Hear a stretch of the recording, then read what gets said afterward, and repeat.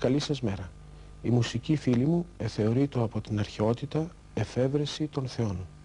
Σεμνίουν κατά πάντα η μουσική, θεών έβριμα ούσα. Για το λόγο αυτό πολλοί αρχαίοι συγγραφείς συνιστούν θερμά την ενασχόληση των ανθρώπων με το θείο αυτό δώρο. Μουσική μέγας θησαυρός και βέβαιος άπαση της μαθούση, παιδευθήσετε και γάρτα ήθη παιδεύει και θυμοειδής καταπραείνει. Αλλού πάλι διαβάζουμε: μετά των θηρευόντων την μουσικήν συναναστρέφου αφόβος. Οι κακοί δεν έχουν συνάσματα. Ουδής άμουσος ισίτο. Η μουσική τίνει προς την αρετήν.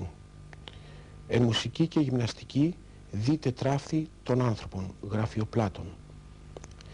Γι' αυτό το λόγο πολύ εύστοχα παρατηρείται: η μουσική εθεωρείτο πάντοτε ως μέσον κατευναστικών και διασκεδάσεως πάσης βαρυθυμίας και μελαγχολίας.